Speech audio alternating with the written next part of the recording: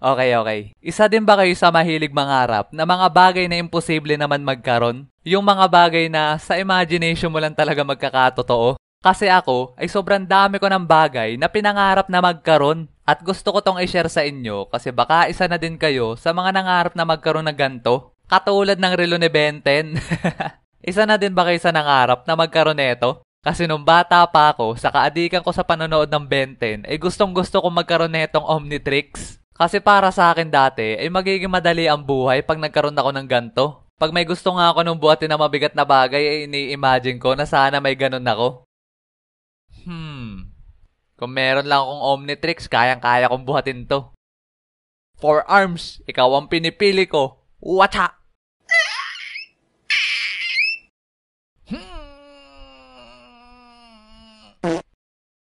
Kahit nga sa tuwing nakikipaglaro ako ng habol-habulan, ay yung pa din ang ini-imagine ko. Bilis naman niya masyado.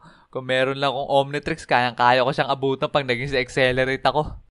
Pinangarap ko na nga din dati na sana magkaroon ako ng superpowers na kaya mag-refill ng mga bagay na naubusan na ng laman. Yung tipong ang sarap ng kain ko ng Nova tapos hindi ko namamalayan ay dadalawang piraso na lang pala yung laman. Pero gusto ko pa kasi bitin. Kaso ang problema ay wala na akong pera. Ay, kung may powers lang ako, nakaya ko ulit punuin ang laman neto. Wanto sawa ako makain ng Nova. Imagine niyo kung gaano kaganda yung powers na yon. Kasi pag nagugutom ka o kaya na may nauuhaw ka, ay hindi mo na kailangan pang bumili sa tindahan. Diretso ka na lang dun sa basurahan at mamili ka dun kung anong gusto mong kainin, sabay i-refill mo na lang. 'Di ba? Unlimited pagkain.